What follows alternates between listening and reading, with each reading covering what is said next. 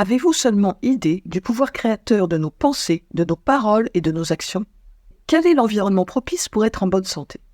Prenons l'exemple d'une partie de nous, soit un organe, et par exemple le cœur. Quelle est sa raison d'être? Physiologiquement, son rôle est d'acheminer grâce à ses battements le sang riche comportant tous les nutriments vers tous nos organes via les artères, et d'acheminer le sang appauvri via les veines vers les poumons qui vont renourrir le sang. Mais comment bat le cœur? Quelles énergies influencent le cœur? C'est certes un système très complexe d'action et de réaction, et il y a plusieurs connexions au cœur. Une connexion neurologique au cerveau via le système nerveux, un peu comme s'il était relié à notre dimension mentale.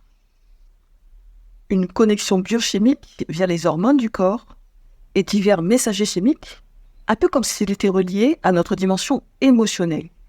Vous avez entendu parler des hormones du stress ou des hormones de l'amour qui circulent dans le sang et qui peuvent influencer le cœur. Et il y a aussi une connexion énergétique via les chakras, l'interface entre notre corps physique et notre aura qui baigne dans notre environnement.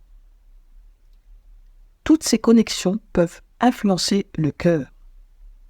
Par cet exemple, nous prenons conscience à quel point notre dimension mentale, qui influe aussi sur les émotions, peut créer la matière, si je puis dire. Les émotions et la dimension mentale font partie des principes invisibles de notre réalité.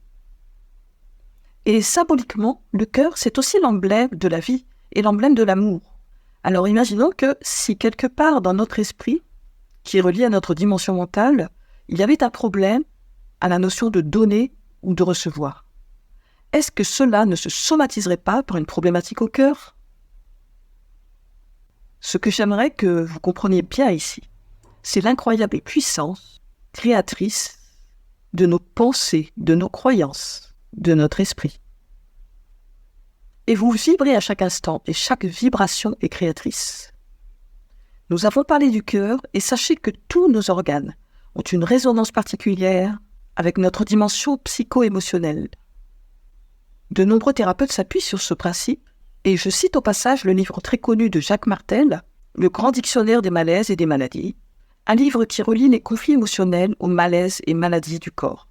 Je vous encourage à vous intéresser au décodage biologique des maladies, qui donne très souvent du sens aux symptômes du corps physique. N'hésitez pas à poser vos questions ou écrire vos remarques dans la zone de commentaires.